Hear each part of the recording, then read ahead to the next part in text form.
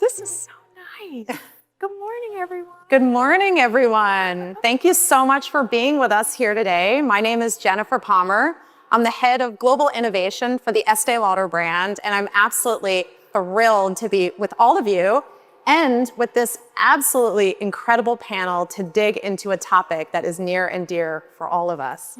So before we jump in, I want to introduce my incredible panel that we have here today. So very first, Paulina Porizkova. Thank you, Paulina, so much for being with us here today. Thank you. It's really early.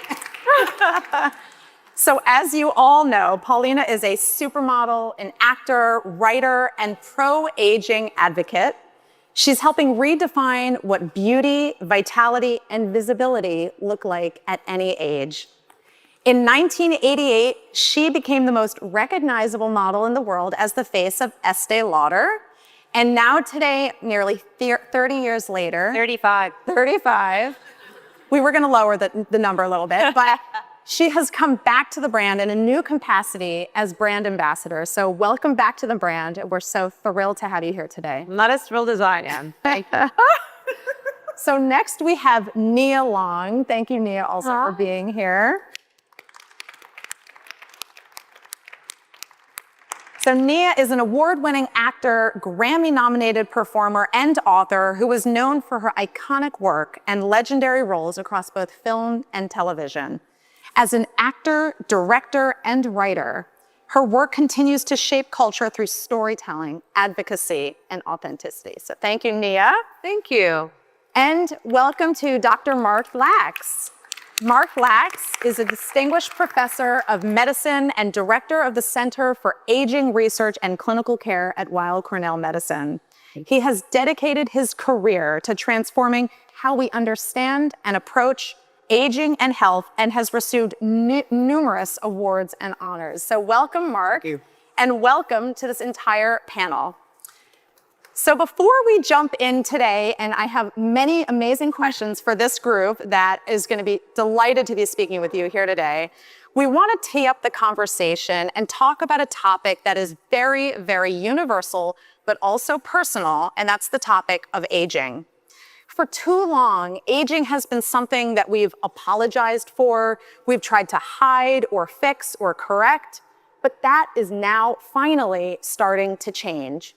And in fact, longevity is the buzzword on everyone's lips. And we know that a child born in the United States today has a 50% chance of living to 100.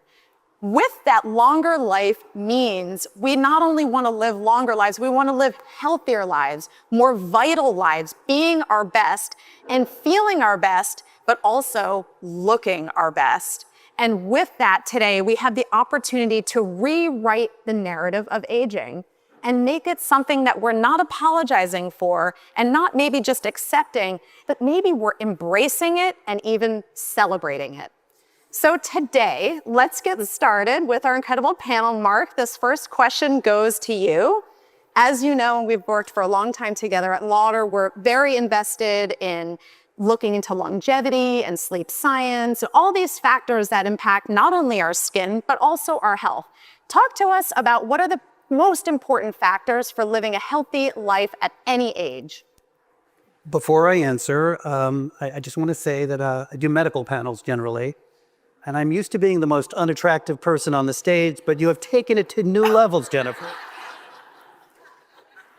So let me answer. When I was a young doctor, I thought it was blood pressure and diabetes and arthritis and those kinds of things. And as I've gotten further and further into it, the effect of those things on longevity is dwarfed by a number of social factors. And we have scientific literature on this. So socialization, the combating of loneliness. Loneliness is like smoking 15 cigarettes a day.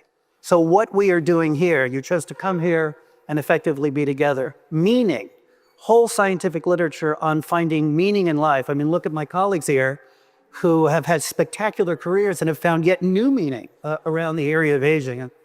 Thank you for that. And then the last thing I think is movement, motion. Since you work at Estée Lauder, we geriatricians like to say, motion is lotion.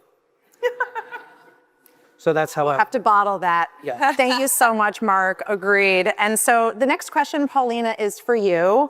As we think about how much of the perceived aging has been shaped by culture around us, and it hasn't always been a positive narrative. So what do we want, as you think about for yourself, what are the narratives that you have rewritten for yourself? And what are the narratives that you would like to see society rewriting more broadly? Excellent question. Well, this makes me think of, I was brought up by my grandmother mostly. And this is a, little woman in Czechoslovakia, deeply Catholic. And the purpose of a woman past, a menopausal woman was really like husbandry or like cattle. You stop providing milk, so you should withdraw to pasture and sort of just exist out there in case somebody needs to take a bite of your leg or something.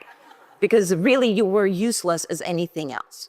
And I think one absorbs this lesson as a child and as a young woman, that you're supposed to serve others. Self-care to me was something selfish, self-indulgent. You're supposed to serve others. You're supposed to exist for others, nurture others. And what others wanted of me my entire life was to be pretty, and mostly to shut up and be pretty. Because it seemed like we place such an inordinate amount of focus on what a woman looks like, and especially a young woman. You're supposed to attract a male, I guess, and for that you need to be as attractive as possible. And so all the importance goes on, you need to be attractive. And then, you do your stuff, you're attractive, you attract a male, you produce, you do everything you're supposed to, and then all of a sudden, comes middle age, when you're finally working your way up to becoming a person for yourself. And that's when they want you to be dismissed. That's when you turn invisible. That's when you're no longer seen. And it's really only because you're no longer sort of pretty and bouncy and attractive as youth is. But for me, this period of life from like 45 and on, when I started turning invisible, when I started noticing that the idea of invisibility, and I think it probably hit me a little harder than most people because my life was all about being visible. My career was all about be pretty. So being judged as, irrelevant was a little harder on me, perhaps. But my girlfriends didn't seem to like it any better than I did. And this is where I started thinking, well, wait a minute. There's something really wrong with a society where we're progressing in so many other ways. But when it comes to women and aging, we're not really addressing perimenopause. We're not addressing menopause and postmenopause. And what happens to us women, we take on our power in those years. Because that's when we get to not be mothers and do everything for everybody else, but we get to reclaim ourselves or even find ourselves. And this should be celebrated. And our kind of beauty should be a separated and a different kind of beauty. And this is what to me is really important, is to sort of try to join this movement of representing a mature woman's beauty that is not going to change because I'm told that it's not acceptable, but rather make it acceptable. I love it. Well, you are rewriting the narrative as we speak. So I'm trying. Mia, same question for you. What are the narratives that you have and are rewriting for yourself, and what would you like to rewrite for society more broadly? My journey really starts with the idea of full acceptance. And that is different at different times in your life. And I'm a Brooklyn girl. I'm a real New Yorker. I grew up on Park Place between Kingston and Albany. And when my mother's first generation born in this country, my grandparents came from the islands and they were all in the beauty industry. And so a lot of attention was given to self-care because we didn't have a lot. And what we did have is we had integrity and we had dignity, and we had God, and we had grace. And so my grandmother would always say to me, every Saturday you must do a facial and you must clean yourself properly and you must take a moment. And so whenever I don't take that moment, I hear her voice to remind me, to remind us, to remind all of us, no matter where you're from, to take the moment, to breathe, to be purposeful, to be intentional. And so when I think of the narrative about beauty right now in the world, it's very surface, it's very performative. And I think we all need to lean back into authenticity. And I am grateful and thankful that that piece of me hasn't gotten lost in the journey. And I encourage all of us today to just take that moment, even if you're in the taxi, on the subway, in the car, before you walk in the house, just take in the moment. Because what it does is it recalibrates your nervous system. And when your nervous system is balanced, that's when the beauty just is like, So it's a combination of that. It's a combination of, what you eat, your thoughts. But this is a beautiful age for me. I'm going to be 55 years old in October, and I say that so proudly. Love it. Because, thank you. Not only am I excited about what I've accomplished, I'm really proud that I was able to give so much of myself to my children. And now it's my turn, and I'm relearning, to your point, relearning everything about myself in a way that has such clear understanding. And this journey is long, and I know my answer's long, but I'm almost done. So yes, we start with self-love, start with authenticity. And to me, if you can root your own narrative in that, then it vibrates truth, and beauty is a part of truth. That's a beautiful, beautiful answer, and very inspiring. Thank you. So now, Mark, back to you. As you reflect on what we've heard from Paulina and Nia, how does that connect for you as a medical doctor, from the health and mind-body connection, how you feel and how you look? Well, as a gerontologist, Nia, you would be in the newborn nursery. Well, give me a diaper. So it's a wonderful question, particularly on the heels of your answers. There's this aphorism that beauty is only skin deep, that it's trivial, that it's superficial. I reject that. Beauty is profound, and beauty is however you define it, changing throughout life. And it's really what's beautiful to you. And when you don't feel well about yourself, your appearance, you begin to isolate. You don't begin to socialize. You become immobile. You become depressed. And it creates a spiral that really could be interrupted by this powerful force that is really, really sociologically incorrect. So beauty is profound, however you define it. That's what I would say. Thank you, Mark. That was great. So Paulina, back to you. With time comes clarity. How has your sense of self, confidence, and priorities evolved over time? I've grown into them. That's the brilliant part of growing older. I'm level 60. I've leveled up to level 60 last week. Yay. Go, girl. So I'm like 1 year old in your practice. Adolescent unit. Already? It's true, times goes a lot faster when you reach level 60. Okay. So I think that might be a part of it, is sort of the realization that when I was 20 and I worked for Estée Lauder, for this company, Estée Lauder, and I remember, to me, I was an entitled little shit, honestly. You're 20, you think, things are easy, everybody adores you.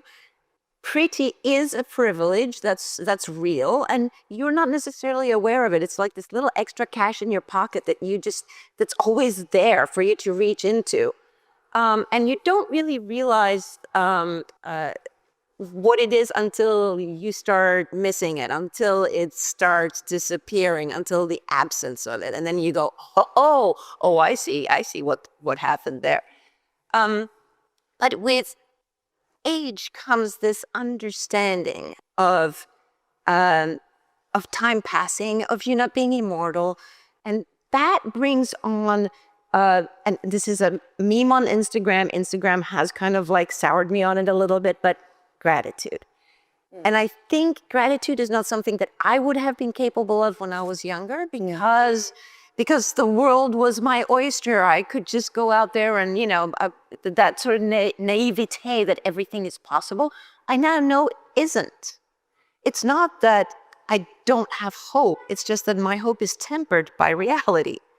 And that, oddly, instead of seeming kind of like a downer, it brings forth gratitude. I'm so intensely grateful for all of the blessings in my life that I have now that I would have disregarded earlier on. And it makes life magic. I mean, at 60, I think 50s and 60s is a time where you're in perfect balance between the beauty that you have developed inside, the wisdom that you have developed inside, and the outside is still not too bad. Oh, still got it, girl. You were that hot red dress. Well, there are a lot of people like working on getting this to you. But there's a good balance, and I think to myself, I've just met the great love of my life at 58. Woo! Yeah, like good shit happens. And then we talk about this a lot. And it's like, at best, if we're lucky and we have the privilege, we have 20 good years left. And that is not depressing. It immerses you in the present, as you were saying, being in the present, feeling the gratitude of the beauty that life is, and grabbing hold and enjoying every moment. Beautiful. A message of gratitude is a beautiful message. So Nia, on to you. As you think about the last 20 years to today, and then even in the next 20 years, what are the things for you that have stayed the same or changed? Authenticity is just where I start. That's the beginning of everything for me. Because then I know whatever I do from there is rooted in my own truth, and I don't feel the need to perform or to be a version of myself that doesn't feel rooted in my own truth. But what I will say is I've learned, number one, not to take anything personal. Like, that's been my biggest lesson. And what that's done is that's allowed me to have more empathy and compassion for the next person's journey, because we just don't know what people are going through. And along with that comes the gratitude, because when you're relaxed and you're open and you have the mind to be, did my mic just go off? It kind of did. You're back. Yeah, okay. I'm like, that was the good part of what I was saying. I just lost my train of thought. So let me get back to it. So when you're able to pause before you make a move, before you make a decision, you are actually Try it like that. Okay, now can you guys hear me? We can hear you. Yeah. Okay, I'm not going to touch it. When you take that pause, the pause effect has been huge for me, because instead of reacting to everything, I'm actually taking everything in. And so when I don't react, it allows me to make the choice as to how I want the moment to go. And being a girl from Brooklyn, that could go left or that could go right. And so I'm learning more to embrace my grace. What I've learned over this period of 55 years, I've also really been great about setting boundaries, even with my own children. I think a lot of us, we give and we give and we give and we fix and we make and we move and we shake. But sometimes you have to even say to your children, you know what, I've had enough.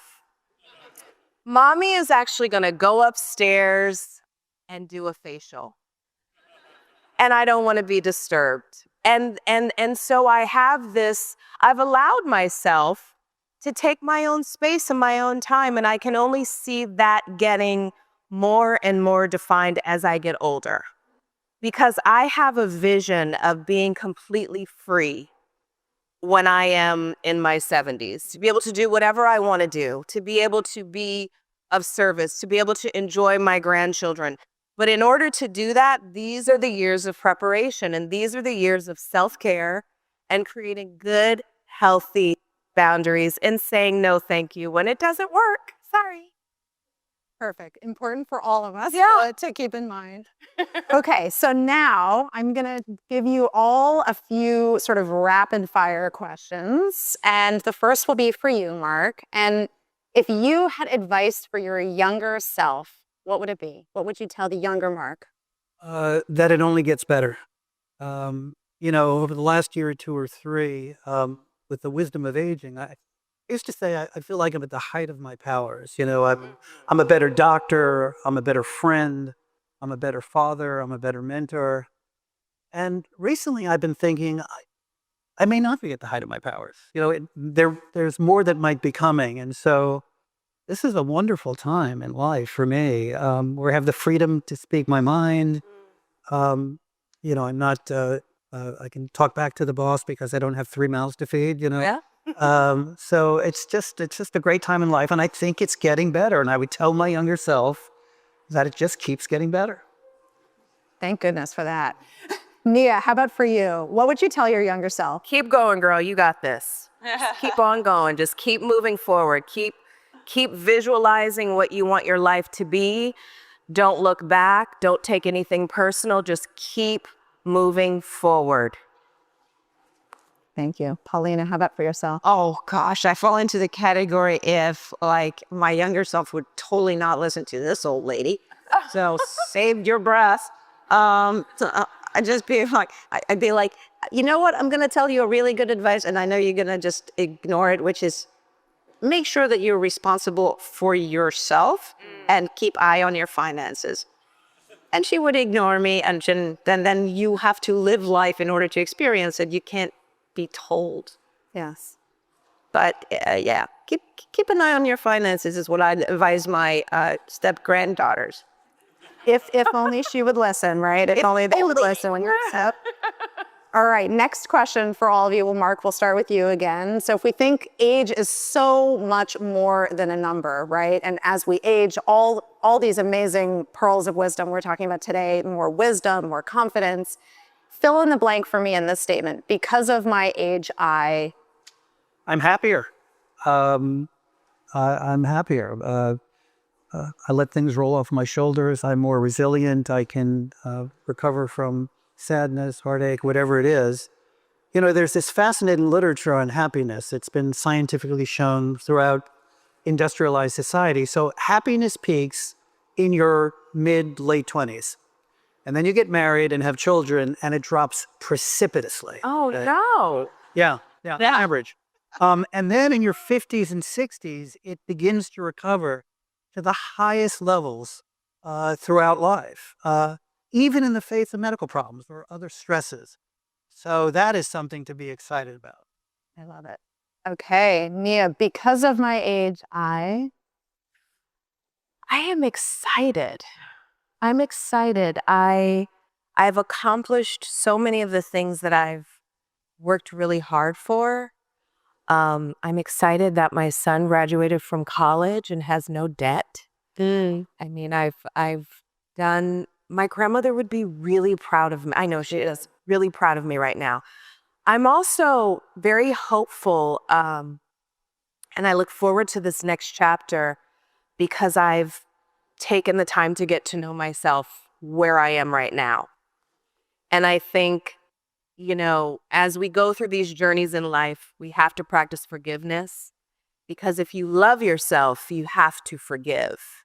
And it's so freeing and liberating. And so, yeah, I'm just excited. I'm like, bring on the adventures. beautiful. Okay, Paulina, how about yourself? Because of my age. Because of my age, I have been told so many times recently, referring to me in my prime, in my 20s and in my teens. And because of my age, I'm in my freaking prime right now. Yes. Love it. Beautiful. Okay. We are at the Well event, and so as you can imagine, we could not leave today without talking about something that is also very near and dear to the Estée Lauder brand, which is night and sleep. We know that night and sleep are so critically a huge part of feeling our best, both physically, mentally, in our bodies, but actually also play a really, really important role in our skin. And we actually also have the night lounge experience here today at the Well. So please join the Estée Lauder brand there so you can experience the night with us. But given how truly important the night is, I wanted to ask all of these panelists and their experience about the night and sleep and what is the one must-have ritual or technique or product that you use at night before you go to bed, no matter what. Mark, how about you? So there is nothing I can prescribe that is better than a good night's sleep. I hate medication, and as a gerontologist, I try to stop medication. So I would, a few things, I would say a dark room, devices off, and then since you dropped the F-bomb first, fuck. Oh, dear God. Yes. Okay. Well, you don't need a card. Medical term. This just got real loose. We're starting with a bang today, ladies and gentlemen. You dropped the F-bomb first.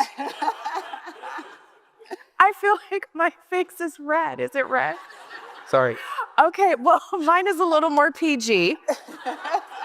I'm going to go for a big glass of lime or lemon water, a little sea salt because that helps your body absorb, right, doctor? Yes. Absorb the water in your cells, and when you're sleeping and your cells are at rest, you absorb more.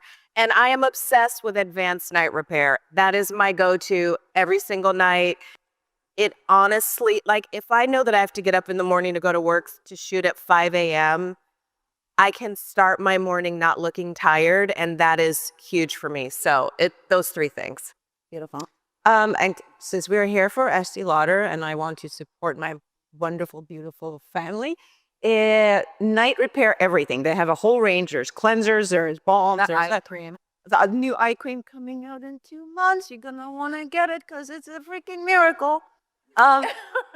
So that, but what really allows me to get a good night's sleep is snuggling up to the man I love. The scent. I feel like I need to switch seats with you two. I mean, I can't get a break. I'm sorry. It's okay. I'm sure he has a friend. I don't need. Tell him to find a friend. He's got a single brother. Oh well, we need to talk after the show, girl. Keep it in the family. They smell like biscuits. I don't know about that. Oh, okay. Well, this brings us to the end of our chat today. I wanted to say what an incredible panel we've had. I am so blessed to hear all of these messages of inspiration, of gratitude, of authenticity, all the tips and tricks of how to live well at any age.